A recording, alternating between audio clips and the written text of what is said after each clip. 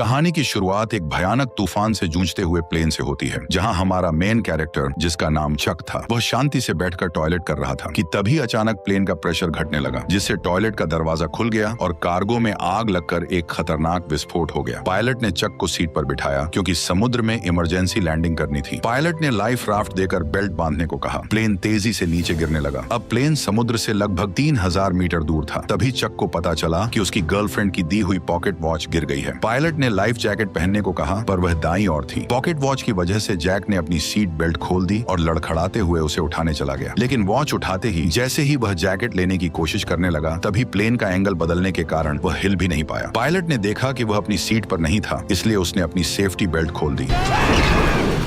तेज झटकों से पायलट बुरी तरह घायल हो गया। पायलट ने प्लेन को समुद्र की सतह पर धीमी गति से टच कराया, लेकिन गलत लैंडिंग से पानी केबिन में भर गया। सेफ्टी बेल्ट न बंधे होने की वजह से चक की जान बच गई। तभी अचानक प्लेन का ऊपरी हिस्सा फट पड़ा और समुद्र का पानी प्लेन के अंदर भरने लगा। लेकिन किस्मत से चक के हाथ में इन्फ्लेटेबल राफ्ट था, पर जैसे ही उसने उसे खोला, तभी अचानक राफ्ट से जुड़ा हुआ हिस्सा प्लेन में फंस गया। डूबता हुआ एरोप्लेन चक को राफ्ट के साथ नीचे खींचने लगा, पर चक की किस्मत अच्छी थी क्योंकि राफ्ट से जुड़ी हुई रस्सी अचानक टूट गई और इस तरह लाइफ राफ्ट ने उसे खींचते हुए मौत के मुंह से बाहर निकाल लिया। आखिरकार चक सही सलामत समुद्र की सतह तक पहुंच गया। उसने अपनी पूरी ताकत लगाकर राफ्ट पर चढ़ने की कोशिश की और मरते दम तक राफ्ट के किनारे को कसकर पकड़े रहा, लेकिन वह धीरे धीरे उस इंजन की ओर बहने लगा जो अभी भी चल रहा था। पीछे खतरा देखकर उसने तुरंत आंखें बंद कर ली। तभी इंजन में आग लग गई और विस्फोट की लहर ने उसे उछालकर फिर से समुद्र में गिरा दिया। पूरा प्लेन एक जोरदार ब्लास्ट के साथ धीरे धीरे समुद्र में डूब गया, लेकिन खतरा अभी टला नहीं था। चक को न केवल समुद्र की तेज आंधी तूफान का सामना करना पड़ा, बल्कि एक के बाद एक उठती विशाल लहरों को भी झेलना पड़ा। वह बस लाइफ राफ्ट की रस्सी को कसकर पकड़े रहा। इसी तरह पता नहीं कितनी देर बीत गई और अचानक लाइफ राफ्ट की हवा निकल गई। तेज चट्टानों ने उसे फाड़ दिया। इसका मतलब था कि वह आखिरकार किनारे पर पहुंच गया था। वो अपनी आखिरी ताकत जुटाकर लाइफ राफ्ट को घसीटते हुए किनारे तक लाया। अगली सुबह जब धूप उसके चेहरे पर पड़ी, तब उसे महसूस हुआ कि वह जिंदा है और छोटे से आइलैंड पर बहकर आ गया है। लेकिन मौत के मुंह से बच निकलने के बाद भी उसे कोई राहत नहीं मिली, क्योंकि वह नहीं जानता था कि इस अनजान जगह पर उसे कौन कौन सी खतरनाक चीजों का सामना करना पड़ेगा। वह चलते चलते प्लेन से बिखरी हुई चीजें उठाता गया और आइलैंड के अंदर अपने ही जैसे लोगों की खोज शुरू कर दी। लेकिन जब उसने चारों ओर नजर डाली, तो उसका स्वागत केवल कभी खत्म न होने वाले सन्नाटे ने किया। इससे यह साफ था कि वो एक ऐसे आइलैंड पर फंस चुका था जो दुनिया के नक्शे पर भी नहीं था। कोई है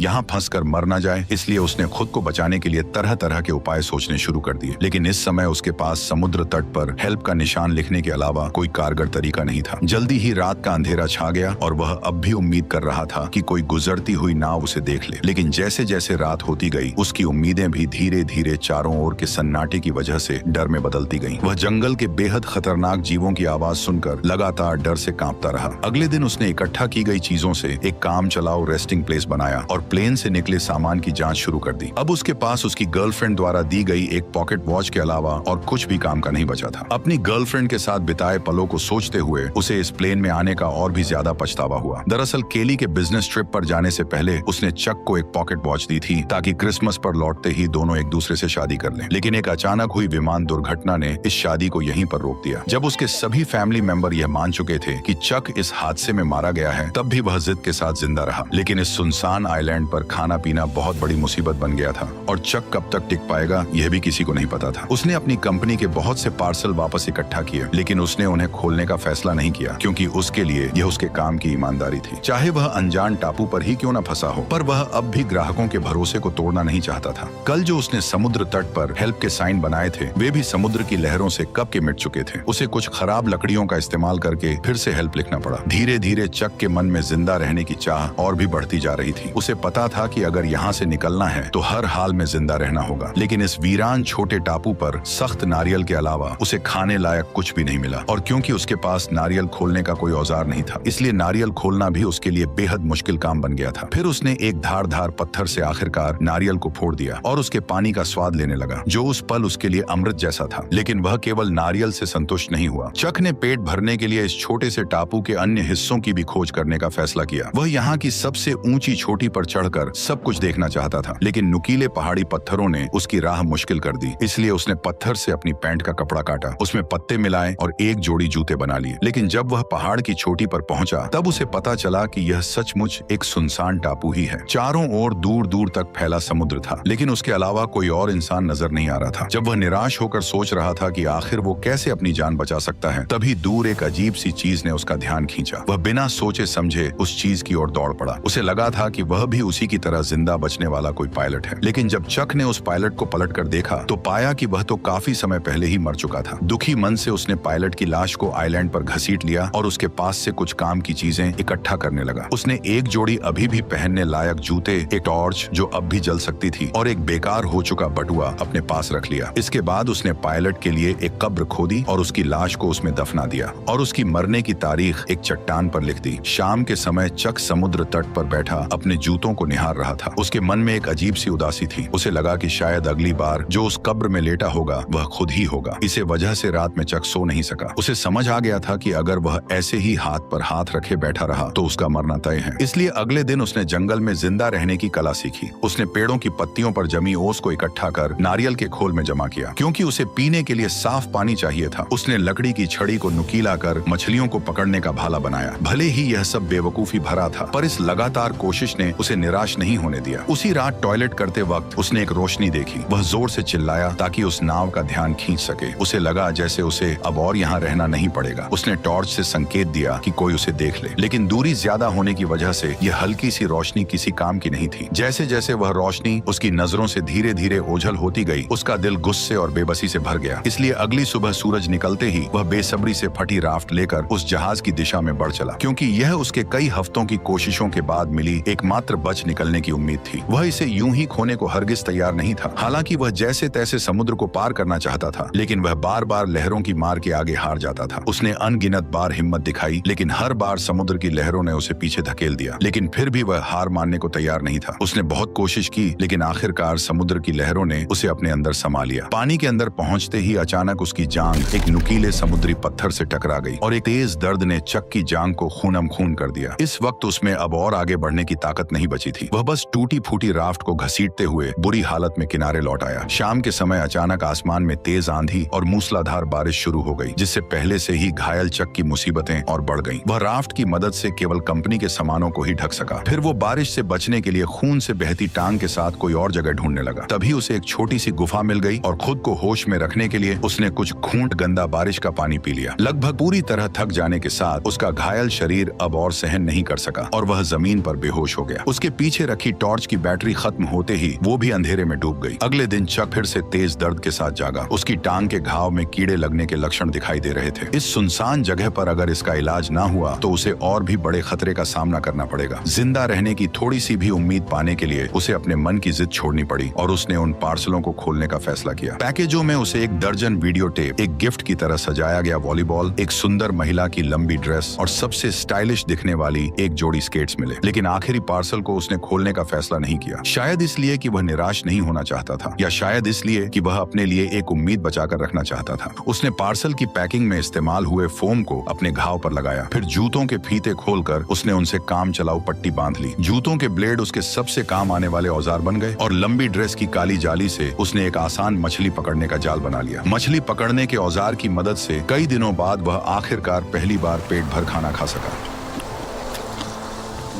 कच्चा खाना निगलना मुश्किल ना हो, इसके लिए चक ने लकड़ी रगड़कर आग जलाने का फैसला किया। लेकिन भले ही उसने सुबह से लेकर शाम तक और फिर शाम से लेकर अगली सुबह तक लगातार कोशिश की, पर फिर भी उसके मन में जो छोटी सी चिंगारी थी वह उसकी उम्मीद के मुताबिक आग नहीं बन सकी। जब उसके दोनों हाथ रगड़ते रगड़ते छिल गए तब उनसे ताजा खून बहने लगा, जिससे चक का गुस्सा फुट पड़ा।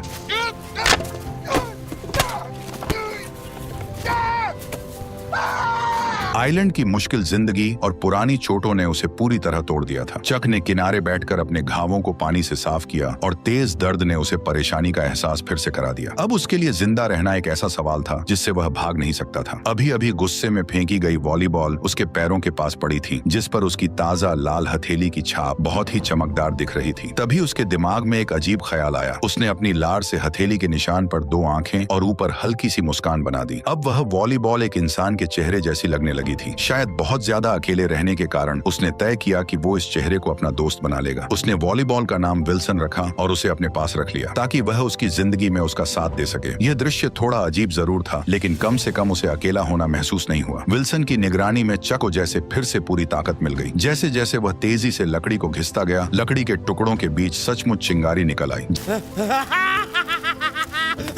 जलती आग को देखकर चक बहुत खुश हो गया, जैसे उसने कोई बड़ी जंग जीत ली हो। यह आग उसके लिए खाना पकाने की अच्छी स्कीम होने के साथ अपने यहाँ होने का सिग्नल भेजने की भी अच्छी जुगाड़ थी। रात में वह खाते हुए विल्सन से अपनी हालत पर बात करता है। उसकी कैलकुलेशन के हिसाब से वह अब लगभग 4000 मील से भी अधिक दूर निकल आया था। यानी अगर वह चाहे कि कोई उसे ढूंढ ले तो उसके मिलने की संभावना लगभग नामुमकिन थी। लेकिन अब चक के पास कोई रास्ता नहीं था। वह बस खुद को मजबूत कर जिंदा रहने की कोशिश करता रहा। कच्चा खाना खाने और गंदगी से उसके खराब दांत सूजकर इन्फेक्टेड हो गए। आखिरकार असहनीय दर्द के कारण उसने ठान लिया कि वह अपने दांत को निकाल देगा। उसने एक हाथ में स्केट वाली छुरी दांत पर टिकाई और दूसरे हाथ में पत्थर लिया। उसने सोचा कि लंबे दर्द से बेहतर है एक बार का दर्द। फिर उसने जोर से वार कर दिया।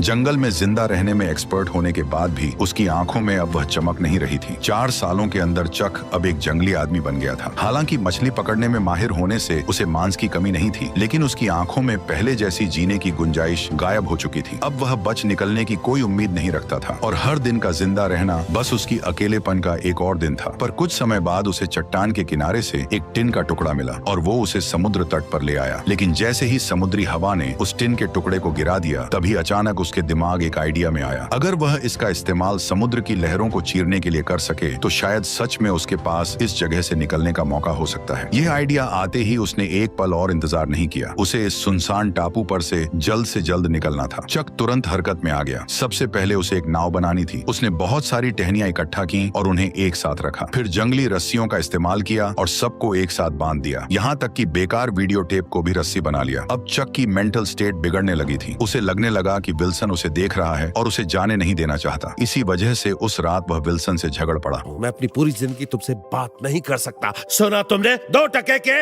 वॉलीबॉल। फिर उसने गुस्से में अपने 4 साल पुराने दोस्त को एक लात मारकर दूर फेंक दिया। लेकिन जब वह कुछ देर बाद शांत हुआ तो उसे अपने दोस्त विल्सन के लिए गहरा पछतावा हुआ। इसलिए वह रात के अंधेरे में विल्सन को ढूंढने निकल पड़ा और प्यार से उसके चेहरे पर फिर से रंग लगा दिया। हर दिन इसी तरह बीतता गया और चक की लकड़ी की नाव भी बनकर तैयार हो गई। उसने जाने के लिए सारी चीजें तैयार कर ली थी। अब बस सही दिशा की हवा का इंतजार था ताकि वह अपनी नाव को समुद्र में उतार सके। उसने अपने यहाँ फंसे होने का साइन भी छोड़ दिया था। उसने 10,500 से भी ज्यादा दिनों तक इस बेरहम टापू पर फंसे रहने का वर्ल्ड रिकॉर्ड बना दिया था। जब वह आखिरी अक्षर उकेर रहा था तभी अचानक हवा उस दिशा में चलने लगी जहाँ चक चाहता था। उसने एक्साइटेड होकर नाव को समुद्र की ओर धकेल दिया और फिर अपने पुराने दोस्त विल्सन के साथ जिंदगी खोजने की ओर निकल पड़ा। समुद्र की लहरें अब भी वैसी ही थी, लेकिन वे उसे घर लौटने से रोक नहीं सकी। झील की लहरों की तरह समुद्र की हर एक लहर लगभग उसे डुबो ही देती थी, लेकिन वो अपनी कोशिशों से लहर को चीरता चला गया। हर बार जब वह मौत के मुंह से बच निकलता तो उसके भीतर से बाहर निकलने की खुशी और भी बढ़ जाती। जब चक ने पीछे मुड़कर उस छोटे से टापू को देखा जिसने उसे 4 साल तक कैद रखा था, तब उस पल में चक के दिल में एक अजीब सी फीलिंग थी। अगर उसने इस कठिनाई का सामना करने की जिद न की होती तो शायद आज भी वह अकेलेपन से भरी जिंदगी जी रहा होता। हालांकि उसकी जंग अभी बस शुरू ही हुई थी। उसे पता नहीं था कि आगे जो खतरे उसका इंतजार कर रहे हैं वे उसके लिए सबसे घातक चुनौती साबित होंगे। ठीक उसी वक्त जब उसे लगा कि वह इसी तरह बहते बहते इंसानों की बस्ती तक पहुंच जाएगा, तभी एक और भीषण तूफान ने उसे झकझोर दिया। उस रात तेज बारिश में आंखें खोलना नामुमकिन था। वह नाव को पकड़े लहरों के बीच लाचार पड़ा रहा और हमलों को सहता रहा। यह उसके लिए सबसे कठिन रात थी। वह बेबस था और सब कुछ भगवान पर छोड़ चुका था। अच्छी बात यह रही कि चक किस्मत वाला था। उस रात की भीषण आंधी तूफान भी उसे अपने साथ नहीं ले जा सकी, लेकिन उसकी नाव को भारी नुकसान पहुंचा था। और सबसे अहम बात यह थी कि उसका पुराना दोस्त भी रस्सी ढीली हो जाने के कारण नाव से अलग हो चुका था। जब उसे इसका एहसास हुआ तब तक विल्सन समुद्र की लहरों के साथ बहुत दूर बह चुका था। वह उसका इकलौता साथी था जिससे वह दिल की बातें करता था। भले ही वह सिर्फ एक वॉलीबॉल था, लेकिन वही उसका एकमात्र सहारा था। वह सब कुछ भूलकर समुद्र में कूद पड़ा और उसे बचाने की कोशिश करने लगा, लेकिन दूरी बहुत ज्यादा थी और गहरा समुद्र उसे बार बार डरा रहा था। एक तरफ उसकी जान बचाने वाली नाव थी और दूसरी तरफ उसका 4 साल का सहारा विल्सन। लेकिन अब उसके पास कोई और चारा नहीं था। वह बस अपनी आंखों के सामने अपने पुराने दोस्त को दूर जाते हुए देखता रहा। विल्सन, मुझे माफ कर देना। इस तरह उसने अपना इकलौता दोस्त खो दिया और एक बार फिर अकेलापन और बेबसी ने उसे पूरी तरह घेर लिया। लगभग पूरी तरह से टूट चुकी लकड़ी की नाव को देखते हुए और चारों ओर फैले समुद्र को निहारते हुए इस पल चक को बहुत अच्छी तरह समझ आ गया कि वह अब कभी भी अपने घर वापस नहीं जा सकेगा। जिस वजह से जो उसके भीतर जीने की इच्छा अभी अभी जगी थी वह पूरी तरह टूट गई। आखिरकार उसने नाव का चप्पू भी फेंक दिया और तय कर लिया कि अब वह बस चुपचाप इंतजार करेगा कि समुद्र जल्द से जल्द उसे निगल जाए। ठीक उसी समय जब चक ने मौत का सामना करने के लिए खुद को तैयार किया, तभी एक ऐसी सीटी की आवाज गूंज उठी जिसे उसने सिर्फ अपने सपनों में ही सुना था। वह उम्मीद खोए हुए अपनी आखिरी ताकत जुटाकर मुड़ा और देखा कि एक विशाल मालवाहक जहाज उसके सामने तैर रहा था। तभी जहाज में मौजूद सभी लोगों ने चक को भी देख लिया और इस तरह कई सालों की कठिनाइयों के बाद चक आखिरकार फिर से प्लेन में बैठकर अपने घर लौट आया। उसकी सही सलामत जिंदा लौट आने की कहानी ने उसे पूरे शहर में मशहूर कर दिया। लेकिन चक को इन सब बातों से कोई फर्क नहीं पड़ता था। वह बस अपनी गर्लफ्रेंड से मिलना चाहता था जिसे उसने 4 साल से नहीं देखा था। लेकिन जब उसकी गर्लफ्रेंड की बजाय एक आदमी दरवाजा खोलकर सामने आया तो वह हैरान रह गया। उस आदमी ने चक से कहा, मैं केली का हस्बैंड हूं, जेरी लवेट।